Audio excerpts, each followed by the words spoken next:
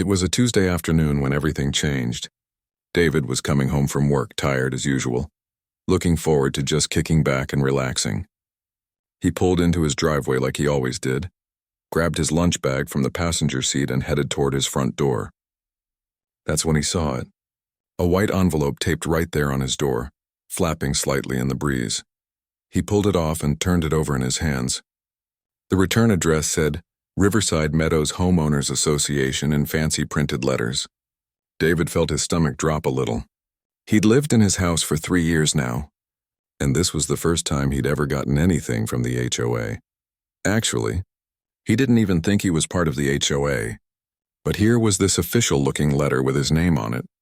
He unlocked his door, tossed his keys on the table, and opened the envelope. The letter inside was typed on cream-colored paper with the HOA logo at the top. As he read it, his confusion turned into disbelief. The letter informed him that his vehicle was in violation of community standards. Specifically, his 15-year-old pickup truck was being deemed unsightly and detrimental to neighborhood aesthetics.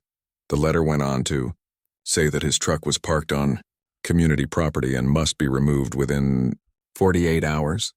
If he failed to comply, he would be subject to fines of $100 per day until the violation was corrected. David read the letter twice, then a third time. His truck? The same truck he'd been parking in the same spot for 3 years? He walked to his window and looked out at the street. There it was, his old Ford, parked right in front of his house where it always sat. Sure, it wasn't the newest vehicle on the block. The paint had faded a bit, and there was a small dent in the tailgate from when he'd helped his buddy move last year. But it ran fine, it was legal, and it was his. The letter was signed by someone named Barbara Thornton, who apparently was the HOA president. David had never met her, never even heard her name before. He sat down on his couch and stared at the letter again. Community property? His truck was parked on the public street, wasn't it? That's what he'd always assumed. He pulled out his phone and called his neighbor Tom, who lived 2 houses down. Tom had been in the neighborhood for almost 10 years and seemed to know everyone and everything. Hey Tom, quick question. You know anything about the HOA around here? Tom laughed. Oh man, you got a letter, didn't you? Yeah, they've been on a rampage lately. Barbara and her crew think they run the whole neighborhood. What did they get you for? My truck. They're saying it's unsightly and I have to move it. Your truck? That's ridiculous. It's just parked on the street, right? Yeah, right in front of my house. Tom was quiet for a second. You know, I'm not even sure you're in the HOA, David. Your house was here before the development went up, wasn't it? That got David thinking. Tom was right. When he'd bought the house, the real estate agent had mentioned something about it being one of the original properties in the area. The big housing development with all the cookie-cutter homes had been built later, maybe 15 years ago or something. His house was older, different. It had character, his wife always said. It was why they'd bought it. I don't think I ever signed any HOA papers, David said slowly, trying to remember his closing documents. Then they probably don't have any authority over you, man. But you know Barbara. She doesn't like to be told no. My advice? Go to the next meeting and sort it out. They meet Thursday nights at the community center. David thanked Tom and hung up. He looked at the letter again. 48 hours. That meant he had until Thursday afternoon. The meeting was Thursday night. Perfect timing, he thought, though he suspected it wasn't a coincidence. The next 2 days dragged by. David couldn't stop thinking about the letter. He'd worked hard to buy his house, and now some HOA president he'd never met was telling him where he could and couldn't park his own vehicle. It didn't sit right with him. He wasn't the type to cause trouble, but he also wasn't the type to roll over when something was unfair. Thursday evening came. David put on a clean shirt and headed to the community center. It was a nice building, all modern with big windows built by the HOA from the dues collected from the development residents. He'd never been inside before. As he walked in, he could hear voices coming from the main room. The meeting was already in progress. About 40 people sat in folding chairs facing a long table at the front. Behind the table sat 5 people, who David assumed were the board members. In the center was a woman in her mid-50s with short blonde hair styled perfectly. She wore a pearl necklace and a blazer, and she was speaking with the kind of authority that suggested she was used to being listened to. This had to be Barbara. David slipped into a seat near the back and waited. Barbara was going through various neighborhood issues. Someone's fence was the wrong color. Someone else had put up Christmas lights too early. A boat parked in a driveway needed to be moved to the backyard. With each issue, Barbara spoke definitively, and the person being addressed either nodded in acceptance or tried to argue, only to be shut down by references to Section 12.3 or Bylaw 7.9. Finally, Barbara shuffled her papers and looked up. Now we have the matter of the vehicle violation on Riverside Lane. Is a David Chen present? David stood up. That's me. Actually, I wanted to talk about that letter. Barbara gave him a smile that didn't reach her eyes. Of course. We're here to help our community members understand and follow our standards. Right, but see, I don't think I'm actually a member of the HOA, David said, keeping his voice respectful. My house was built before the development, and I never signed any HOA agreement. Barbara's smile stayed frozen. Mr. Chen, I appreciate your confusion, but your vehicle is parked on Riverside Lane, which falls under the jurisdiction of this HOA. All streets within the Riverside Meadows community are HOA property. Your membership status doesn't change where you can park an unsightly vehicle. A few people in the crowd nodded. One man near the front said, "Yeah, we all have to follow the rules." David felt his face getting warm. My truck isn't unsightly. It's a working vehicle and it's legal. It's 15 years old and lowering our property values, Barbara said firmly. The standards are clear. Commercial vehicles, recreational vehicles, and vehicles deemed to be in poor condition may not be parked on community streets. It's not a commercial vehicle. It's my personal truck. Barbara picked up a paper. It's a pickup truck. That falls under our commercial vehicle clause. David looked around. He could see at least 3 other pickup trucks parked on the street through the windows. He pointed. What about those trucks? Those are newer models that meet our aesthetic standards, Barbara said smoothly. Mr. Chen, I don't think you understand. This isn't a negotiation. You have until tomorrow afternoon to remove your vehicle from our street, or you will begin accruing fines. If you refuse to pay the fines, we can place a lien on your property. This is all perfectly legal and outlined in our governing documents. David felt like he'd been punched. A lien on his property? Over where he parked his truck? This doesn't seem right, he said. Barbara closed her folder. I understand change can be difficult, but rules exist for a reason. They protect all of our investments. If you'd like to appeal, you can submit a written request to the board, which we'll review at next month's meeting. In the meantime, the violation stands. Now moving on to the next item. David stood there for another moment, but Barbara had already started talking about something else. He walked out of the community center feeling stunned and angry. The whole thing felt wrong. The way Barbara had dismissed him, the way she'd threatened his home. Over a parking spot, over his truck that had been sitting in the same place for 3 years without anyone caring. He sat in his truck for a minute before starting it up. As he drove home down Riverside Lane, he looked at the street with new eyes. Tomorrow afternoon his time would be up. He needed to figure out what to do. One thing was certain, though. He wasn't going to just let Barbara and her board push him around. There had to be something he could do. David barely slept that night. He kept thinking about Barbara's words, about the threat of fines and liens. The more he thought about it, the angrier he got. This was his home. He'd saved for years to buy it, and now some neighborhood committee was telling him he could lose it over a parking spot? By morning, he'd made a decision. He wasn't moving his truck. Not yet, anyway. Not until he understood what was really going on. He called into work and told them he needed a personal day. His boss wasn't happy, but David didn't care. This was important.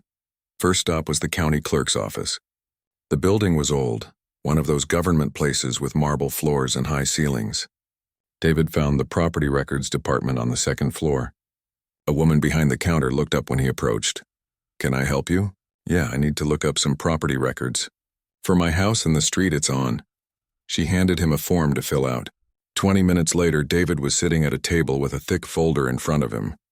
Inside were copies of deeds, surveys, and other documents related to his property. He started reading through everything, trying to make sense of the legal language. His house deed was straightforward enough. He owned the property, the land it sat on, and the structure. But there was another document attached, something about easements and right-of-way. David read it carefully, then read it again. Something about the wording caught his attention. It mentioned Riverside Lane specifically, and it said something about private road access. He took the papers up to the counter. "Excuse me, can you help me understand this?" The clerk looked at the document. "This is an easement agreement. Looks like it gives access rights to a private road."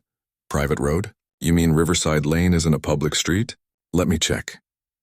She typed something into her computer, then pulled up a map.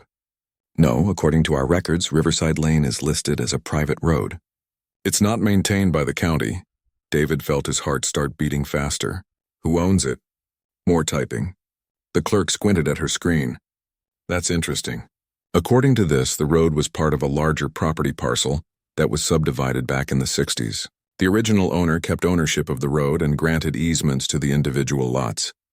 She looked up at him. "Do you own one of those original lots?" "I think so. My house was built in the 60s. Then you might own a portion of the road or at least have permanent easement rights. But these records are old. You'd need to look at your deed more carefully. Maybe talk to a real estate attorney." David thanked her and left with copies of everything. His mind was racing. A private road. That meant the HOA didn't own it. But who did? He needed to know for sure. Back home, he spread all the documents out on his kitchen table. He called Tom again. "Tom, you know anything about the history of this street? Riverside Lane?" "Not much. Why?" "I'm trying to figure out who owns it." Tom thought for a moment. "You know who might know?" "Old Henry. He lives in that white house at the end of the street. He's been here forever, even before my time. His dad was one of the original owners or something." David had seen Henry around, an elderly man who was always working in his garden. He walked down to Henry's house and knocked on the door. Henry answered, looking surprised to have a visitor. "Can I help you, son?" "Hi, Mr. Henry, I'm David. I live down the street. I was wondering if you could tell me about the history of Riverside Lane." Henry's face lit up. "Well, now that's a story. Come on in. I'll make us some coffee." Over the next hour, Henry told David everything. Back in the early 60s, Henry's father had owned all the land in this area. It was farmland mostly. He'd built a private road to access different parts of his property. Eventually, he'd decided to subdivide some of the land and sell off parcels. He'd built a few houses, including the one David now owned, but he'd kept ownership of the road itself. Dad always said he didn't want the county telling him what to do with his own road, Henry explained. So when he sold the lots, he kept the road and granted easements. That way people could use it, but it was still private property. What happened when your father passed away? The road ownership transferred based on the original deeds. Each property that was sold got a portion of the road frontage in front of their house. It's all in the property descriptions, but most people don't realize it. When the big development went up about 15 years ago, I think they just assumed the road was public, never bothered to check. David could hardly believe what he was hearing. So the HOA doesn't own the road? HOA? Henry laughed. Shoot, no. That HOA came along years after this road existed. They've got no claim to it whatsoever. Why do you ask? David explained about the letter, the threat of fines, and the meeting. Henry's expression grew serious. That Barbara woman has been a thorn in everyone's side. She tried to tell me I couldn't paint my fence green last year. I told her to mind her own business. My property predates her HOA by 40 years. He paused. You need to get yourself a lawyer, son. Don't let them push you around. David left Henry's house with renewed determination. He spent the rest of the afternoon researching real estate attorneys online. He found one with good reviews who specialized in property disputes. Her name was Patricia Gomez, and she could see him the next morning. That night, David's deadline passed. He kept his truck exactly where it was. He half expected someone from the HOA to show up, but no one did. Maybe they were waiting to start the fines. Let them try, he thought. Friday morning, David sat in Patricia's office explaining the whole situation. She listened carefully, taking notes. When he finished, she asked to see all his documents. She spent 20 minutes reviewing everything, occasionally making small sounds of interest. Finally, she looked up. This is quite interesting. Based on what you've shown me, you own the portion of Riverside Lane directly in front of your property. The survey is very clear about it. I own it? The actual road? The actual road. It's not an easement, it's ownership. Your property line extends to include your section of the road surface. She pulled out a map and traced it with her finger. See here? This dotted line shows your property boundary. It includes the road. David stared at the map.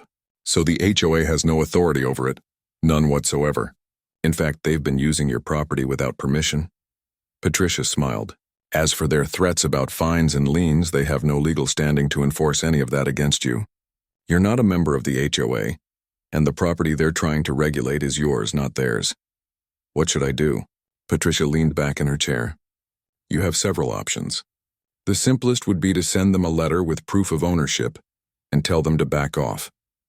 But given how aggressive they've been, you might want to make a stronger statement. Have you considered having the property formally surveyed and marked?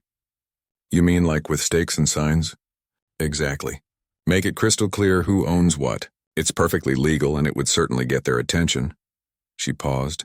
It might seem aggressive, but sometimes people need a wake-up call. Especially people who've gotten used to pushing others around.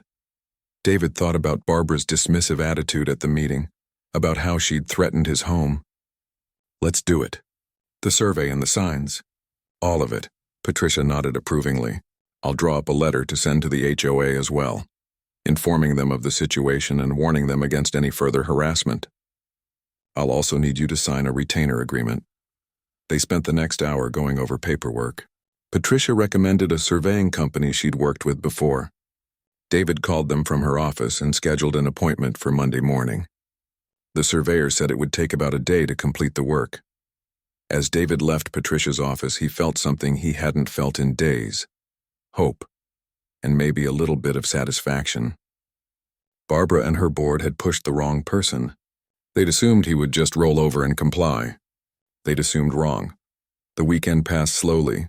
David kept looking out his window at the street, at his truck sitting there peacefully. On Monday morning, he was up early. The surveying crew arrived at 8 o'clock sharp. There were 3 of them, and they had all kinds of equipment.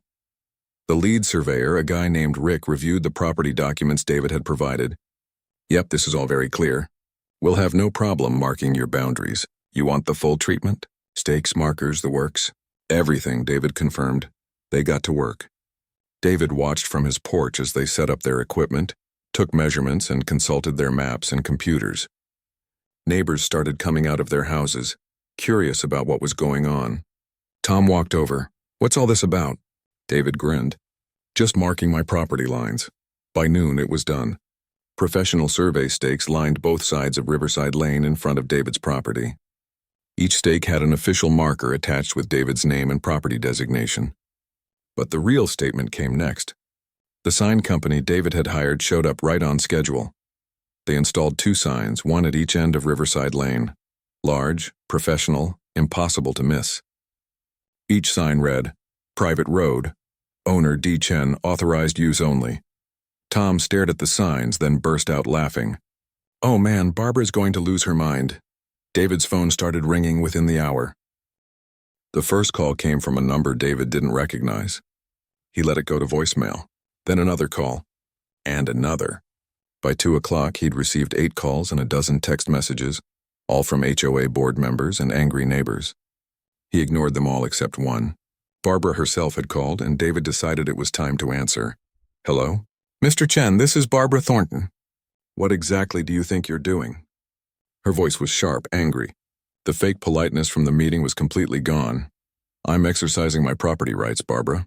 Those signs mark my private road. Your road? That's absurd. Riverside Lane is community property. You can't just put up signs claiming you own a public street. It's not a public street. It never was. I have the property records, the survey, and a lawyer who all confirm that I own the section of Riverside Lane in front of my property. The county clerk's office has it all on file if you want to verify it yourself. There was silence on the other end.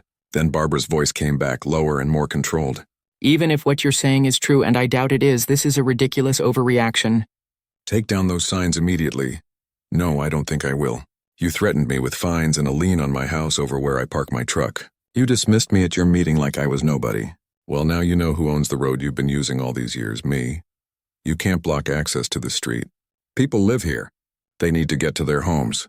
David smiled even though she couldn't see it. I'm not blocking anything. The signs say authorized use only. Right now, everyone is authorized. But that could change if certain people keep harassing me about where I park my personal vehicle. Barbara's voice rose again. This is extortion. I'll have my lawyer contact you immediately. You can't get away with this. Actually, I can. And I am. Have your lawyer call my lawyer if you want to discuss it. Her name is Patricia Gomez. He gave Barbara the number and hung up. His phone rang again immediately. David turned it off and went to make himself lunch. He'd expected Barbara to be angry, but he hadn't expected to feel this good about it. For the first time since getting that letter taped to his door, he felt like he had the upper hand. The afternoon brought visitors. First was a couple from down the street, the Johnsons. They were polite, nervous even. "We don't want any trouble," Mr. Johnson said. "We're not part of the HOA board. We just want to make sure we can still use the street to get to our house." David reassured them. "Of course you can. This isn't about you or any of the regular neighbors. This is about the HOA trying to push me around. As long as nobody's bothering me about my truck, everyone can use the road just like always." They seemed relieved and thanked him before leaving. But not everyone was so understanding. Around 4 o'clock, a man David didn't know pulled up and got out of his car looking angry. "You the guy who owns the road?" he demanded. "Part of it, yeah. This is ridiculous. You can't own a road. The HOA is going to crush you in court."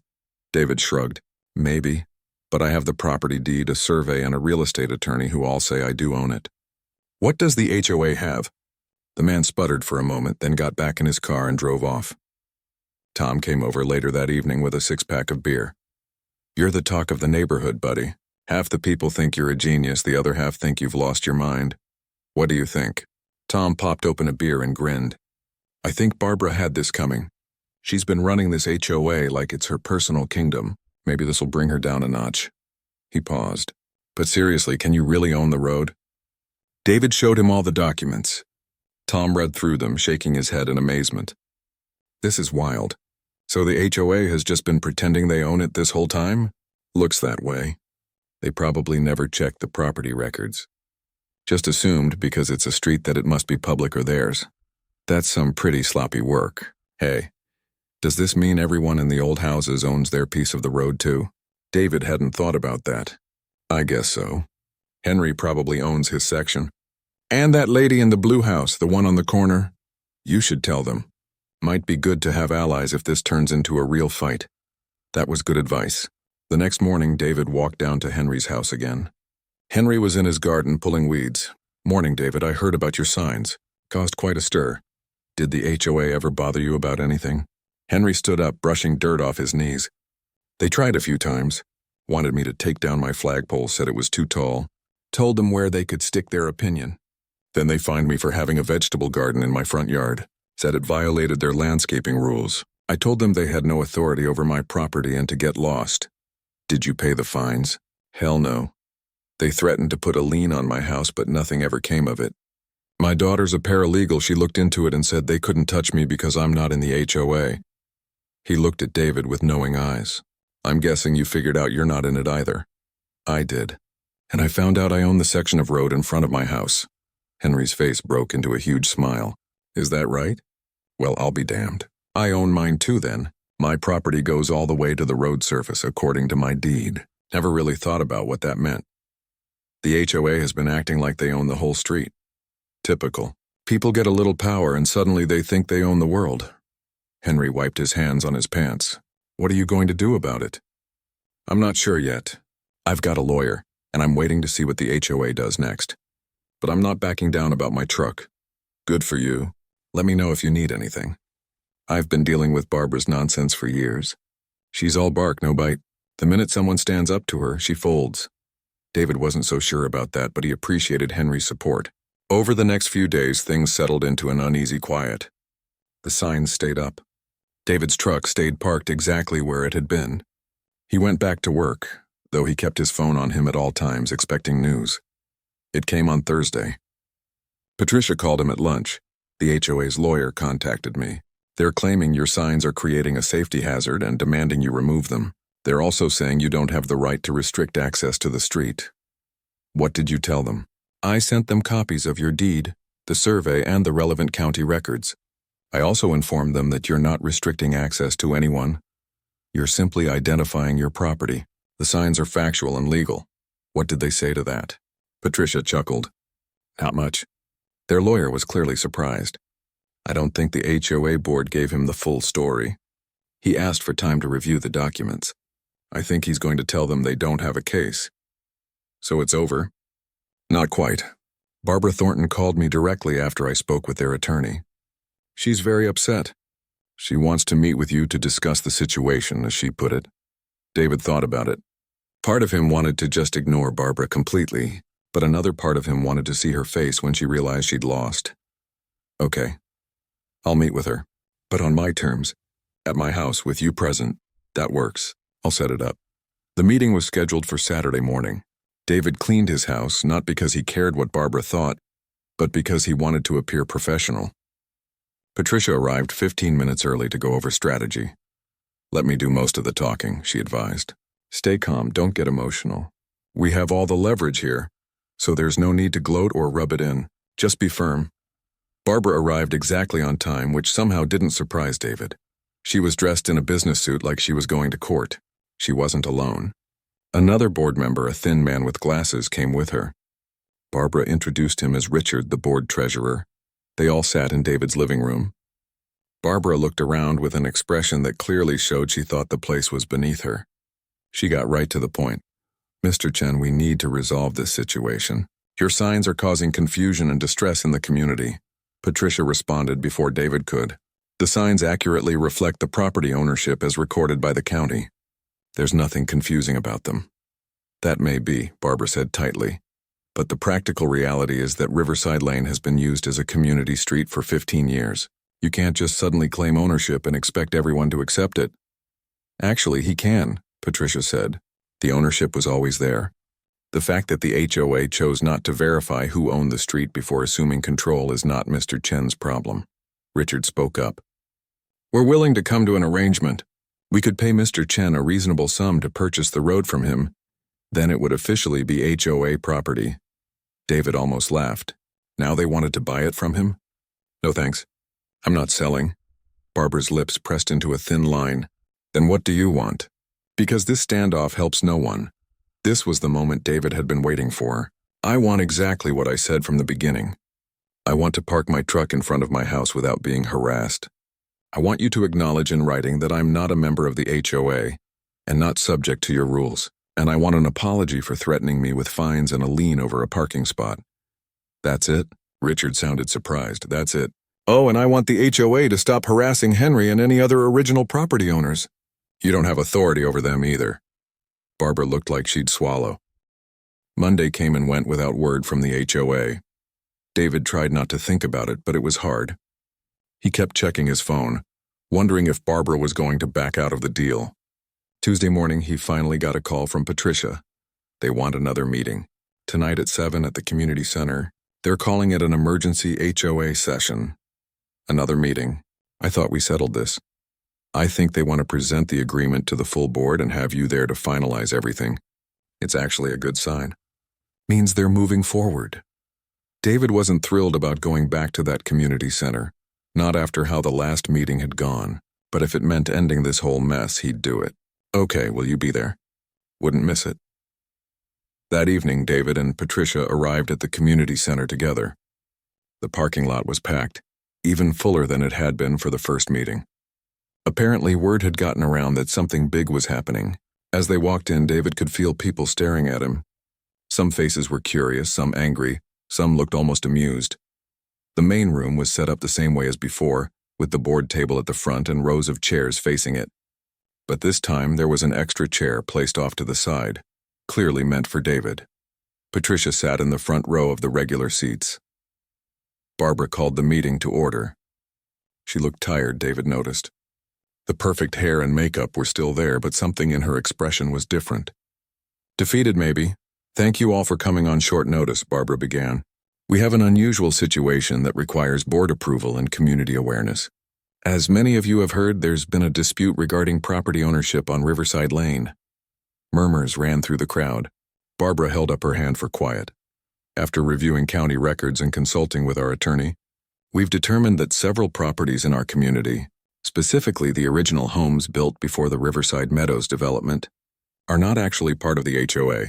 Additionally, portions of Riverside Lane itself are privately owned by these property owners. The murmurs grew louder. Someone shouted, "How is that possible?" Richard stood up to answer. The street was originally a private road built in the 1960s. When the land was subdivided and sold, The road ownership was included in some of the property deeds. The HOA was formed later and incorrectly assumed the street was either public or community property. This was an oversight on the part of the original board. An oversight? An older woman near the front sounded incredulous. You mean nobody checked? Barbara's face reddened. The records are complex and date back 60 years. The mistake was understandable, but we're here to correct it now. She gestured to David. Mr. Chen owns the section of Riverside Lane in front of his property. We've reached an agreement with him that we'd like to present to the board for approval. Barbara read through the terms. David would grant a permanent easement allowing all residents to use the street. In exchange, the HOA would provide written acknowledgement that he and the other original property owners were not HOA members, drop all violations against him, cease any harassment of these properties, and reimburse his legal fees of $3,500. Finally, Barbara would issue a formal written apology. I move to approve these terms, Richard said immediately. Second, another board member added quickly. All in favor? Barbara's voice was flat. 4 hands went up. Barbara paused, then slowly raised her own hand. Motion passes, the room erupted. People were shouting questions, arguing with each other, demanding to know how this had happened. One man stood up and pointed at David. So he can just hold the street hostage? Make us pay him? This is extortion. Patricia stood up. No one is being extorted. Mr. Chen is offering a generous easement that allows continued use of his property. He could legally restrict access if he chose to. Instead, he's being reasonable. Why should we pay his legal bills? Someone else called out. Because the HOA created this situation by threatening him illegally. Patricia responded calmly. Mr. Chen was within his rights to defend himself. The HOA is fortunate he's willing to settle for so little. Barbara banged her gavel on the table. Order, this is not a debate. The board has voted. The matter is settled. Unless someone has new information that changes the legal reality of the property ownership, there's nothing more to discuss. A man in the back stood up. David recognized him as the guy who'd come to his house angry about the signs. I think the board has mishandled this entire situation. Maybe it's time for new leadership. Several people voiced agreement. Barbara's face went pale, then red. If you want to call for new elections, there's a process for that. But tonight we're here to resolve the immediate issue.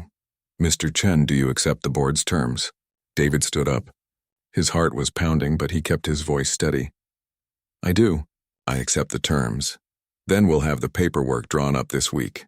Our attorney will coordinate with yours. Barbara looked like she wanted to say more, but she just nodded curtly and moved on to the next agenda item. David and Patricia left during the middle of the meeting. Outside in the parking lot, David finally let himself relax. That went better than expected, Patricia said. I thought there might be more pushback from the board. Their lawyer probably told them they had no choice. Exactly. Barbara knows she screwed up. That comment about new elections probably stung too. I wouldn't be surprised if she resigns before they can vote her out. Over the next few days, David's life slowly returned to normal. The signs came down on Wednesday after the easement paperwork was filed with the county. His truck stayed exactly where it had always been. No more threatening letters appeared on his door. On Thursday, a check arrived in the mail from the HOA for $3,500, along with a brief letter from their attorney confirming the agreement terms. Attached was a 1-page document signed by Barbara.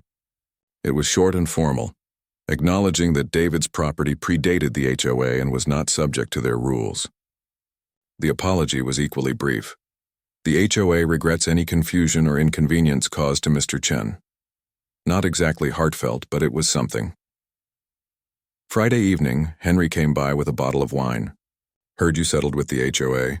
Well done, son. Thanks. Couldn't have done it without your help, telling me about the history of the street.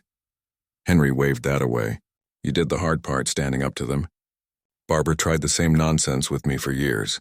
I just ignored her, but you actually made her back down officially. That takes guts. They sat on David's porch, drinking wine and watching the sunset. A few neighbors walking by waved and smiled. The hostile atmosphere from earlier in the week had mostly faded. People seemed to have accepted the situation, or at least decided it wasn't worth staying angry about. You know what the funny thing is? Henry said.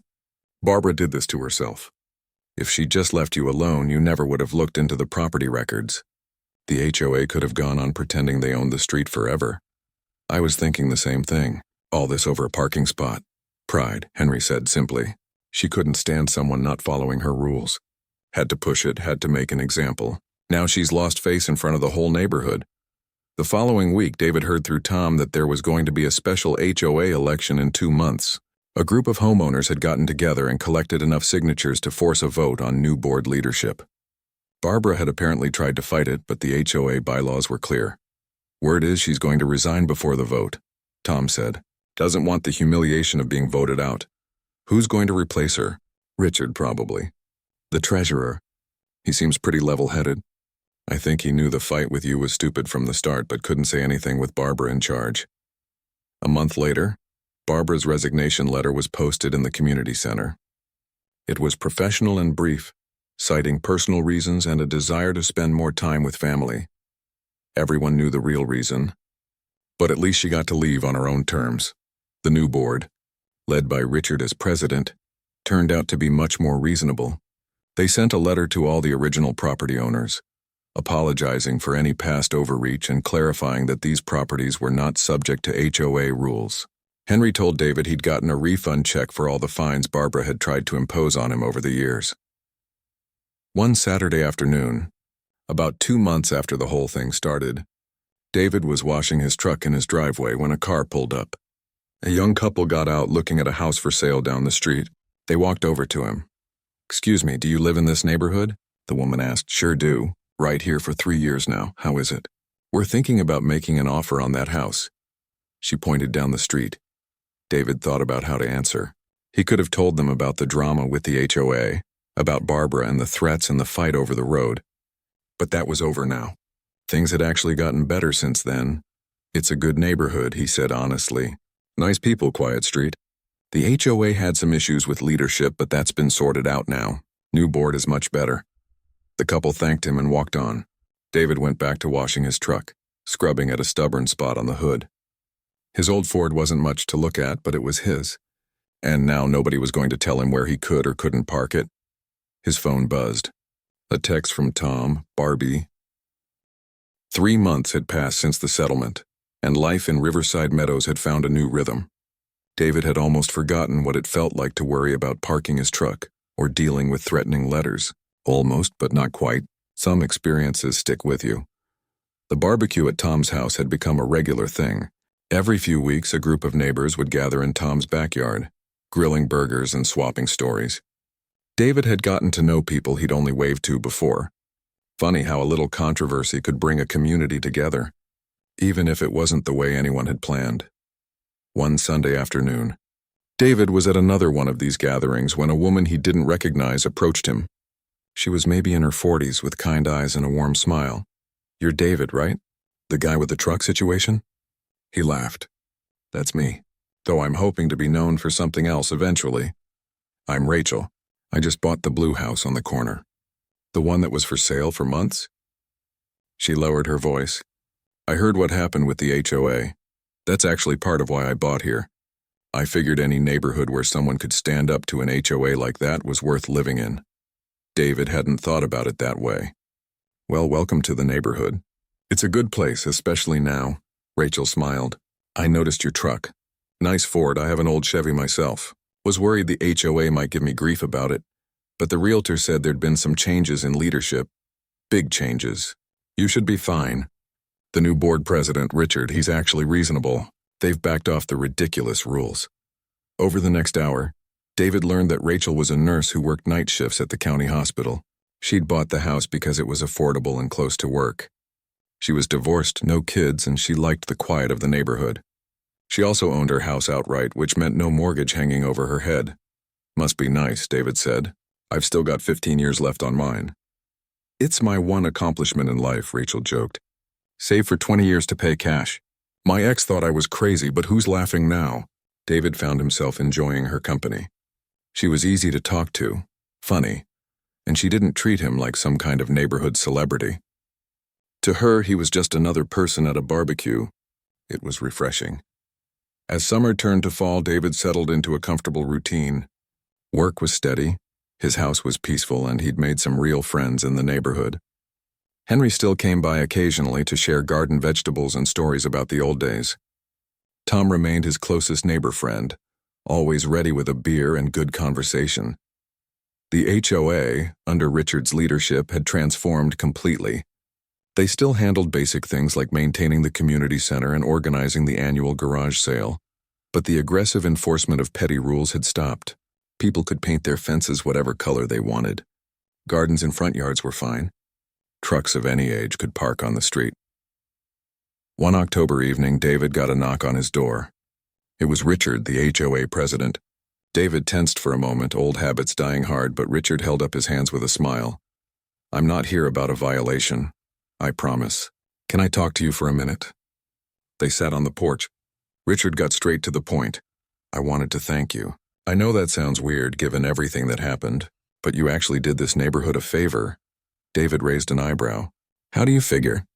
Barbara had been running the HOA like a dictatorship for years. Nobody could say anything because she'd been there forever and knew all the rules. She used those rules like weapons. When you stood up to her and won, it showed everyone that the HOA wasn't all-powerful. It gave people courage to push back on the ridiculous stuff. "I wasn't trying to start a revolution. I just wanted to park my truck." Richard laughed. "I know, that's what made it so effective. You weren't trying to take down the HOA. You were just defending your rights. It was impossible to paint you as the bad guy even though Barbara tried." He paused. "Anyway, I wanted you to know that things are better now because of what you did. And I wanted to apologize personally for how you were treated." They shook hands and Richard left. David sat on his porch for a while after that, thinking about how strange life could be. 6 months ago, he'd been an anxious homeowner worried about fines and liens. Now he was the guy who'd changed the neighborhood for the better, apparently. As winter approached, David started noticing changes beyond just the HOA. People seemed friendlier overall. Neighbors actually talked to each other instead of just waving and rushing inside. The annual holiday party at the community center had the biggest turnout in years, according to Henry. Even the Facebook group for the neighborhood had become less toxic, more focused on helping each other out than complaining. On a cold December evening, David was shoveling snow from his driveway when Henry walked over, bundled up in a heavy coat and scarf. "Got something for you," Henry said, handing him an envelope. Inside was a Christmas card with a photo of Henry and his family. But there was also a check for $2,000. "Henry, what's this for? Remember how you paid legal fees to fight the HOA? Well, that fight helped me too. I got a refund of all those bogus fines Barbara hit me with over the years. $4,000, can you believe it? I want you to have half. If you hadn't looked into the property records and stood your ground, I never would have gotten that money back." David tried to refuse, but Henry wouldn't hear it. "You earned it, son. Take it. Buy something nice for that wife of yours."